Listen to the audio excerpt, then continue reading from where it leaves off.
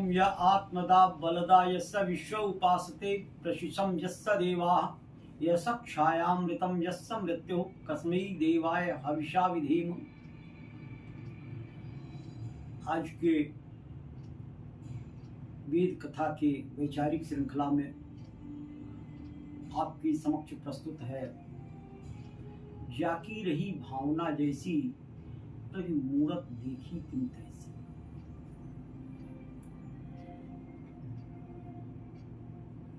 आइए समाज की स्थिति को हम देखते हैं। एक स्कूल में हम गए, बच्चों से हम पूछे, एक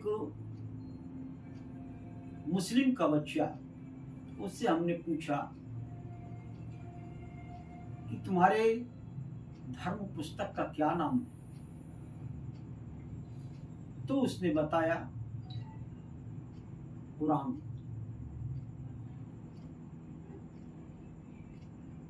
एक ईसाई के बच्चे से हमने पूछा तुम्हारे धर्म पुस्तक का क्या नाम है? तो उसने बताया बाइबल। मुस्लिम के बच्चे से मैंने पूछा तुम्हारा खुदा कहाँ रहता है? तो उसने बताया 7वें आसमान पर। ईसाई के बच्चे से पूछा तो उसने बताया 4थे आसमान पर।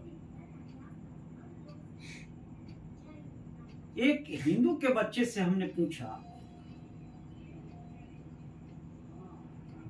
कि तुम्हारे धर्म पुस्तक का क्या नाम है? तो उसने कहा रामायण। फिर दूसरे बच्चे से पूछा, उसने कहा कि महाभारत। तीसरे से पूछा तो उसने कहा हनुमान चालीसा। किसी ने बताया भागवत कथा।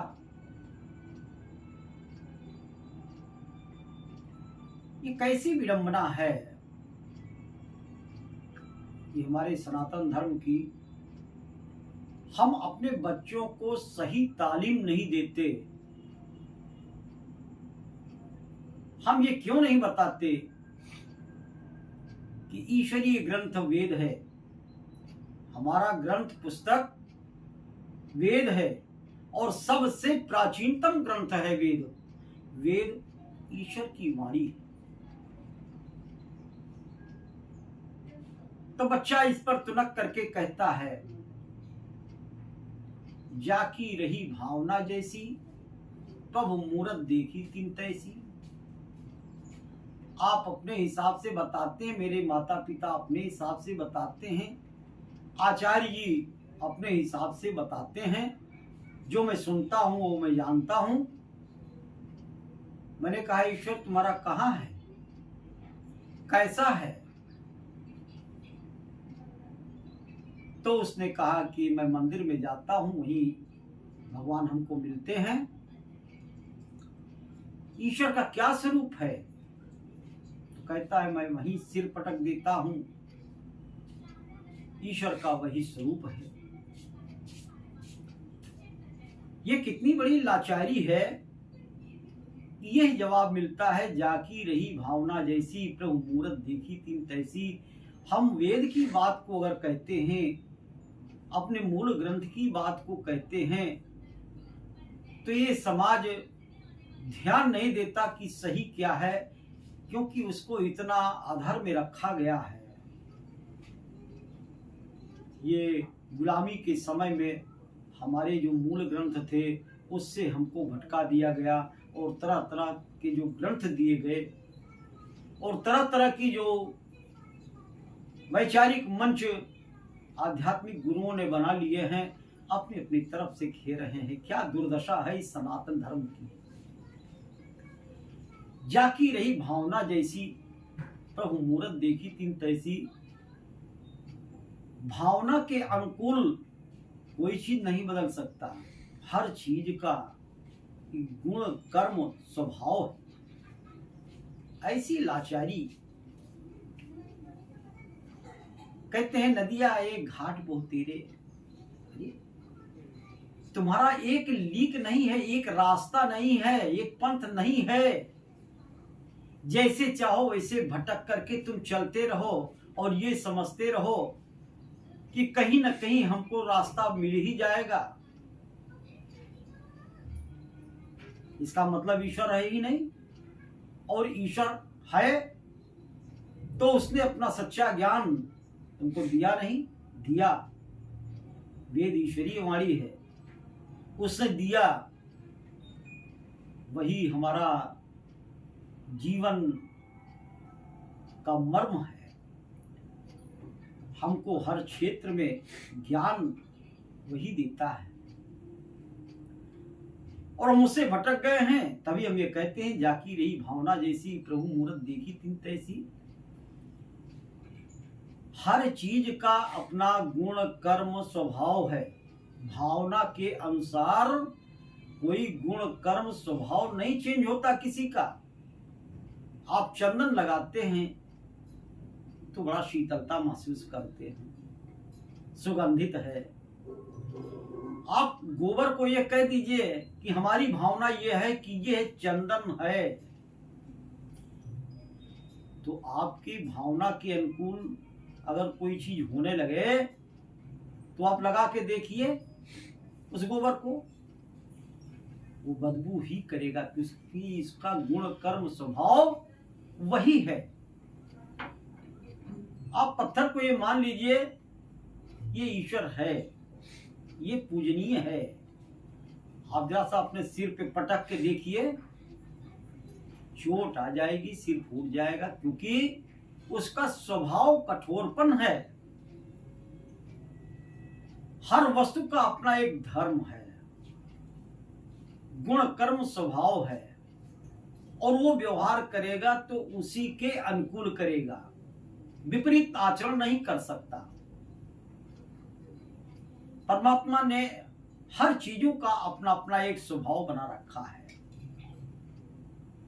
ऐसा लगता है ऐसी लाचारी भरी उत्तर से कि हम अपने धर्म के प्रति सचेत नहीं हैं और हमको तरह तरह के आध्यात्मिक गुरुओं ने हमको अपने हिसाब से फंसा रखा है।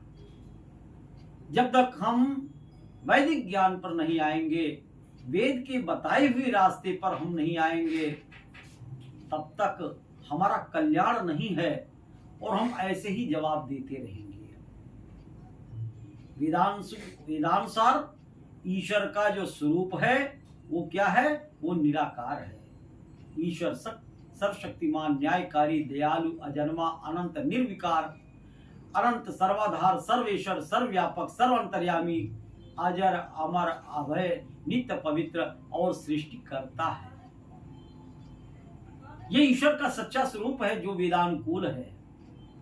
आपके मान लेने से जाकी रही भावना जैसी, प्रभु मूरत देखी तिन तैसी। जैसा आपकी भावना होगी वो उस हिसाब से वो ईश्वर परिवर्तित नहीं होता। उसका भी अपना एक नियम है, गुण स्वभाव है। वो आपके इच्छानुसार, आपकी भावना के अनुसार वो कभी अपने गुण कर्म स्वभाव को परिवर्तित नहीं कर सकता। यह बहुत बड़ी विडंबना है इस सनातन धर्म में, इस हिंदू समाज में। और यही दुर्दशा ही जो है एक दिन ये आएगी कि ले डूबेगी, सनातन धर्म को नाश कर देगी।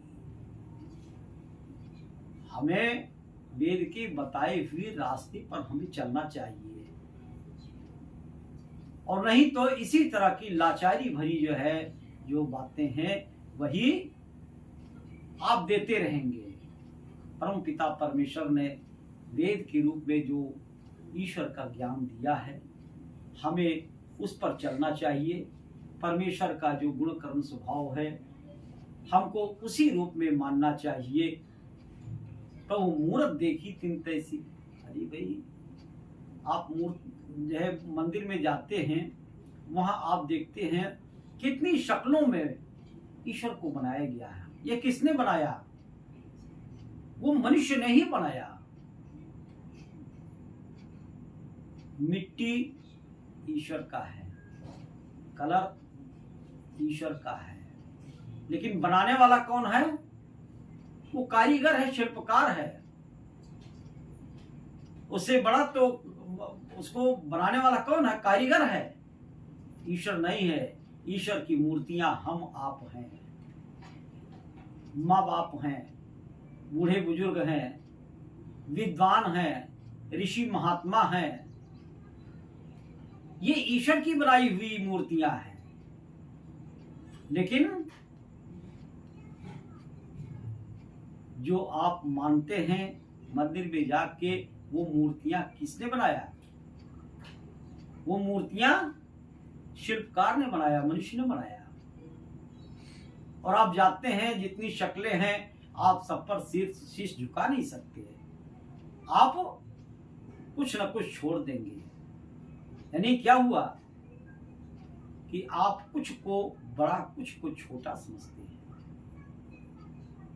गीत की एक लाइन है, सबके परम पिता जब घट घट में रम रहे हैं, लघु जाने क्यों किसी की अवहेलना करूं मैं।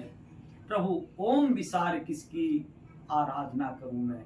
ओम ईश्वर का मुख्य नाम है और ईश्वर का सबसे प्यारा नाम है। हम उसकी आराधना को छोड़ करके, सबके परम पिता जब घट घट में रम रहे हैं, लघु जाने क्यों किसी की अवहेलना करूं मैं।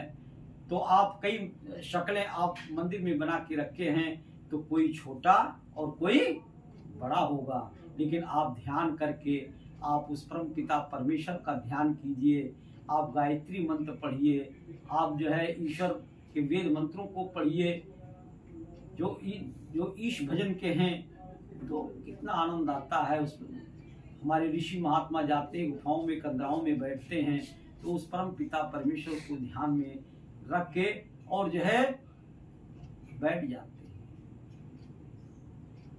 हनुमान जी को देखेंगे तो वो भी ध्यान मुद्रा में बैठे हुए हैं।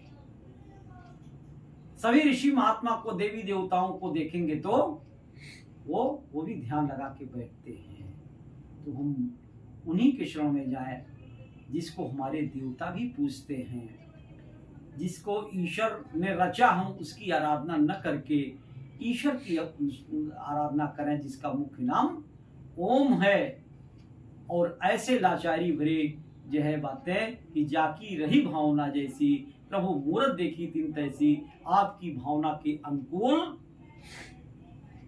किसी वस्तु का गुण कर्म स्वभाव नहीं हो सकता है। ये बिल्कुल थोथी बात है और अनर्गल बात है। हम अपने सत्य से विरक्त होकर के हम ऐसी बात रखते हैं, और जिसका कारण है कि हमें काल परिस्थितियों में हमको खेने वाले, हमको राह दिखाने वाले जो है अपने अपने तरीके से हमको भटकाते रहे। हम ईश्वर की शरण में आवें। कैसे आवें? तो वेद की रास्ते पर आवें, वेदानुकूल आचरण करें। हम वेदों की महात्माओं की बातें सुने, तभी हम अच्छी बातों को सुन सकते हैं, समझ सकते हैं, और राह हमारा अच्छा हो सकता है। हम ईश्वर की प्राप्ति कर सकते हैं। इसी के साथ मैं अपनी वाणी को विराम देता हूँ। वित्योम शम।